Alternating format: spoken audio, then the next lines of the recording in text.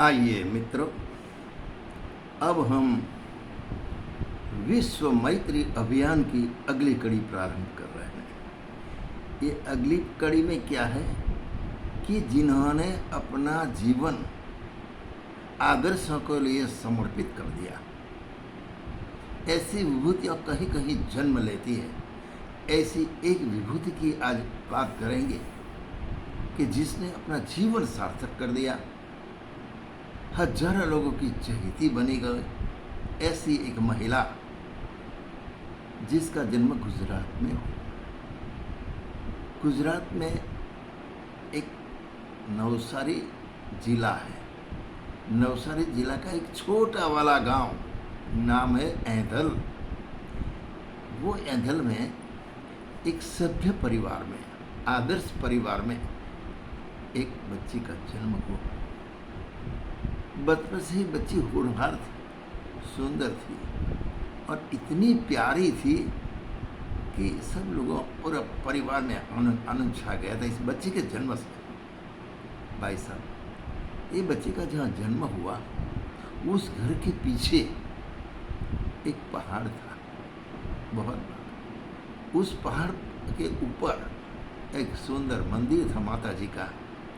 तो बचपन से ये बच्ची बड़ी होने लगी तो उसका लगाव उस मंदिर से हो गया, अध्यात्म से हो गया। वो बच्चे में भक्ति भाव जागृत हो गया। धीरे धीरे फिर उसकी स्कूल की पढ़ाई शुरू हुई। इतनी तेजस्वी थी पढ़ने में तो कभी पीछे नहीं रही और पढ़ाई में बहुत आगे बढ़ गई, ग्रेजुएट हो गई, बहुत अच्छी तरह से पढ़ाई से हो गई। फिर क्या हुआ भाई साहब कि उम्र होते ही, शादी लायक होते ही इनकी शादी नज़दीक के एक गांव था। वहाँ गोल्ड मेडलिस्ट ऐसा एक लड़का था, बहुत होनहार लड़का था। नाम था इसका चिमन भाई। ये चिमन भाई पटेल के साथ इनकी शादी हुई। दोनों पति पत्नी, बुद्धिजीवी, आदर्श, भक्ति भाव वाले और एक दूसरे में परस्पर इतना प्रगाढ़ प्रेम था, मानो सारस बेलड़ी, ऐसा ही मान लो। शादी हो गई, परिवार में खुशियां छा गई। एक दूसरे के स्वभाव से इतने वो परिचित थे, इतने समर्पण भावना से दोनों जीते थे। और फिर ये दोनों चले गए अमेरिका कमाने के लिए। अमेरिका चले गए। अमेरिका में उनका निवास हुआ शिकागो शहर में। वहाँ मोटेल का उद्योग किया। पहले सर्विस की बात में मोटेल का उद्योग था, वो हस्तगत किया। उस बीच क्या हुआ कि वो लड़की थी जिसका नाम था कुसुम बहन, ये परिचय में आई एक बार भारत में। हरिद्वार जैसे तीर्थ क्षेत्र में एक बहुत बढ़िया आश्रम, आदर्श आश्रम, नाम था उसका शांति कुंज, जिसके संस्थापक थे पंडित श्री राम शर्मा आचार्य जी, गायत्री परिवार के मुखिया। इनका भी संपर्क हुआ। साथ साथ में मथुरा, गायत्री तपोभूमि जहाँ कृष्ण का जन्म हुआ था, वो मथुरा नगरी में गायत्री तपोभूमि करके जो संस्थान है, उसके व्यवस्थापक थे पंडित लीलापत शर्मा जी। इनके भी परिचय उनसे हुए। ये दोनों परिचय से इतने पूर्व जन्म के उनके जो संस्कार से वो जागृत हो गए, वो इतनी भाव वाली हो गई, इतनी समर्पित भावनाएं उसमें जग गई कि उसने वहीं से प्रण कर लिया कि अगर मैं जीऊँगी तो यही काम करूँगी, आदर्श का काम करूँगी, गुरु जी का जो संदेश है मैं जन जन तक पहुँचाऊँगी। सारी की सारी उसने मनोमन प्रतिज्ञाएँ कर ली। और भाई साहब इसी प्रतिज्ञा कर ली वैसा नहीं, उन पर चलने के लिए शुरुआत भी कर दी। सबसे पहले उन्होंने जो परम पूज्य गुरुदेव का लिखा हुआ क्रांतिकारी साहित्य था, उसका अभ्यास किया। अभ्यास करने के बाद जन जन तक, विदेशों में, भारत में उनने उसको मुफ्त बांटा, लोगों को इनके साथ जोड़ा, सत साहित्य का प्रचार प्रसार किया। अच्छा, वो कर्मकांड कराती थी, प्रवचन भी देती थी और इतनी छा गई वो, इनकी कीर्ति बढ़ गई। अच्छा, अब वो अकेले न रही, इस सारे के सारे कार्य में इनके पतिदेव भाई श्री चिमन भाई पटेल ने भरपूर सहयोग दिया। अगर कोई रथ के दोनों पहिया बराबर नहीं होते तो लड़खड़ा जाता है भाई साहब, इसमें ये नहीं, ये कुदरत की शक्ति है। भगवान कुछ इनसे कराना चाहता थे तो सारी की सारी परिस्थितियाँ उनके फेवर में आ गई। अब क्या हुआ कि अपने 1 2 3 8 घंटा नहीं, 24 घंटा मात्र गुरु जी का ही काम करने का, गुरु जी के आदर्शों को जन जन तक पहुंचाना, इनसे उन लोगों को जोड़ना। इसके लिए उसने क्या किया कि मिशन की जो पत्रिकाएं छपती थी, प्रकाशित होती थी, युग शक्ति गायत्री होती थी गुजराती में, हिंदी में अखंड ज्योति होती थी, युग निर्माण योजना का एक पत्रिका मथुरा से निकलती थी। ये सारी की सारी पत्रिकाओं का उसने प्रचार प्रसार किया, ग्राहक बनाए और लोगों को मिशन से जोड़ा, हजारों लोगों को मिशन से जोड़ा। विदेशों में उसने प्रचार पर आध्यात्मिक काम किया गायत्री का। तो फिर गुरु जी की प्रेरणा हुई, सब जगह गायत्री शक्तिपीठ का निर्माण हुआ। उनने भी शिकागो में एक छोटा वाला मंदिर बना दिया और ये महिला विश्व में पहली है कि जिसने चर्च खरीद कर लाखों डॉलर देके चर्च खरीदा और चर्च में गायत्री शक्तिपीठ बना दी। शिकागो शहर में वो पहली महिला थी। इसकी हिम्मत, इसकी निडरता देख के बनती है। ऐसा मंदिर तो बन गया, शक्तिपीठ बन गई। अब उन्हें अपनी 2 पत्रिकाओं प्रकाशित करने के लिए शुरुआत करी थी। सभी ये 2 पत्रिका हजारों की संख्या में वो मुफ्त बांटती रही, गुरु जी का काम करती, स्वयं खर्च करती रही और ये पत्रिकाओं से बहुत प्रभाव हुआ, बहुत लोग इनसे जुड़े। अब क्या हुआ कि उन्हें सोचा कि सारे भारतवर्ष में अश्वमेध यज्ञ हो रहा है, तो हमारे यहाँ अश्वमेध क्यों नहीं। भाई साहब, अश्वमेध की इनकी ताकत नहीं थी, फिर भी उस महिला ने इतनी निडरता से चिमन भाई के सहयोग से शिकागो में अश्वमेध यज्ञ संपन्न करने के लिए निमंत्रण दे दिया शांति कुंज को, और शिकागो शहर में अश्वमेध हो गया। हजारों की संख्या ने उसमें भाग लिया, मैं उनका प्रत्यक्ष साक्षी। तो ये अश्वमेध करने वाली पहली महिला है जो अकेली ने हिम्मत की और उनको भगवान ने सहयोग दिया, महाकाल ने सहयोग दिया। इनका अश्वमेध तो संपन्न हो गया।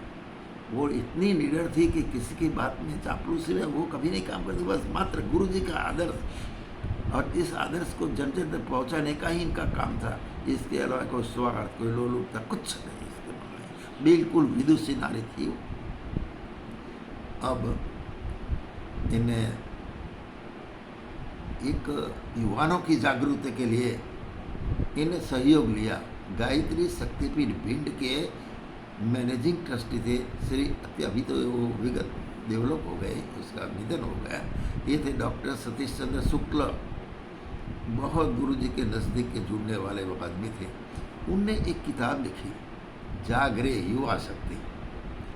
उनको एक किताब पसंद आ गई, वो गुजराती तो थी, उन्हें उसका गुजराती अनुवाद करवाया और हजारों की संख्या में गुजरात में उस किताब को मुफ्त में बांट दी कि देखिए ये याद से गुरु जी का और इनसे जुड़िए। किताबें पहुँच गई, हिंदी में छपी, गुजराती में छपी, अंग्रेजी में अनुवाद हुआ, 3 भाषाओं में एक किताब छपी, जागरे युवा शक्ति। और जन तक पहुँचाने में उसने भारी सहयोग किया, अपना धन इसमें समर्पित किया और किसी के पास से कोई पैसा नहीं लिया, मुफ्त। कुसुमबेन पटेल इससे वो रुकी नहीं, हर बार कुछ समय के लिए वो भारत में आती। उनको गरीबों, पिछड़ी जाति, दलितों, उनके इतना लगाव था। छोटी छोटी बच्चियाँ, महिलाओं का उत्कर्ष के लिए क्या करना चाहिए, ये इसके मन में हर हमेशा निरंतर चिंतन रहता था। इसी में उसको मिल गया एक सहयोग छत्तीसगढ़ के श्री हरिश्री सिद्धार्थ जी का। हरिश्री सिद्धार्थ जी ने एक योजना बनाई थी, एक गाय और एक बेटी।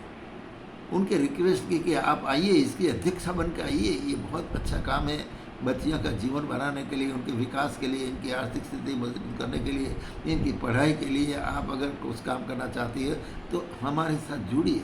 और अब इसे अध्यक्ष बन के काम करिए। उनको एक प्रश्न आ गए चार। और भाई साहब 5 फरवरी 2021 को एक बहुत बढ़िया कार्यक्रम संपन्न हो गया बाग बहार में। छत्तीसगढ़ के जो जसपुर जिला है उसी का एक छोटा वाला गांव है, आदिवासी गांव। बस वहाँ एक कार्यक्रम संपन्न हुआ और एक उत्कर्ष का अंकुर वहाँ फूट पड़ा। और ये जो कार्यक्रम हुआ तो सारे अखबारों ने भूरी भूरी उसकी प्रशंसा की। अरे उसमें बहुत लोग वहाँ उस कार्यक्रम में गए, अच्छे अच्छे लोग गए और उसने भी इसमें भागीदार बनाया। क्या था कार्यक्रम कि ये जो गरीब बच्ची है उसके निभाव के लिए, आर्थिक पगभर बनाने के लिए, इसकी पढ़ाई के लिए, उनके विकास के लिए उनको कुछ आर्थिक मदद चाहिए। और मदद ऐसे तो पैसा देने की नहीं थी। उन्होंने कहा एक गाय, जैसे बच्ची और कोई जब शादी होती है तो अपने माता पिता की ओर से कुछ गिफ्ट दिए जाती है, तो उन्होंने कहा कि अभी ये छोटी बच्ची है उसको एक गाय दान कर दो और ये आपकी बेटी है ऐसा मानकर उसको गोद ले लो। बस यही योजना थी, एक गाय एक बेटी, एक गाय बेटी को दे दो और उसका जीवन क्रम शुरू हो जाएगा। तो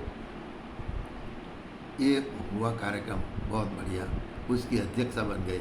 इतना नहीं, वो गांव गांव गई, पैदल चली, कंटीली पथरीली जो रास्ता था उस रास्ते पगडंडिया में वो गई, लोगों को मिली, लोगों की पिछड़ी स्थिति को इसने जाना।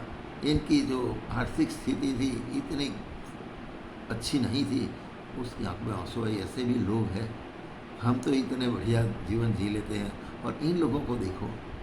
और भाई साहब ये जो कुसुम में रहती थी विदेशों में, पर विदेशों की चकाचौंध में रहने वाली वो नहीं थी, बिल्कुल सिंपल जीवन। गुरु जी का एक सिद्धांत था, क्या सिद्धांत है जानते हो ना, कि आदर्श simple living high thinking. High thinking तो था ही उसका, और जीवन इतना सरल कि न कभी महोत्सव पीले कपड़े में देखती उस नारी विदुषी लगती थी, कोई ब्रह्मवादी नहीं है। इस तरह से वो मिली, लोगों के दूर दर को जाना। और उन्हें इतना नहीं, वहाँ के पिछड़े 60 गांव अपनी गोद ले लिए कि मैं इनका विकास के लिए काम करूँगा, मैं इनके रास्ते के लिए सरकार से मदद मांगूंगी, मैं इनके बच्चियों से, उसके लिए उसने गुरुकुल स्टार्ट किया। और वहाँ उसने कंप्यूटर ट्रेनिंग बच्चियों को मिले, जिसके लिए कंप्यूटर दे दिए। बहुत अच्छा काम किया, लोग बहुत प्रभावित हुए, देवी की तरह उसको मानने लगे। और जब वो फिर से वापस गई वहाँ से शिकागो, तो एयरपोर्ट पर छोड़ने भाई साहब 200 महिलाएं वहाँ तक गई पैदल। बताइए, ये है सन्नारी। तो ये सब ये क्या है, महाकाल के। हनुमान जी में क्या था, हनुमान जी सुग्रीव का एक साधारण नौकर था, लेकिन जब राम से जुड़े तो बजरंग बली हो गए। इस तरह से कुसुम क्या थी, एक छोटी सी बच्ची थी, संस्कारवान थी, पढ़ी लिखी थी, लेकिन जब श्री राम शर्माचार्य से जुड़ी और इनकी शक्तियाँ अमाप हो गई। और देखो इन्हें देखते देखते इतना सारा काम कर दिया, इतना सारा सहयोग उनको मिला। हरि श्री सिद्धार्थ का सहयोग मिला, नागदा के हमारे श्री भाई शर्मा जी है, तो ये सूर्य शर्मा जी का सहयोग मिला। ये सब इनके और सारा ग्रुप है जो डिवाइन ग्रुप, इनका आदर्श को मानते हैं।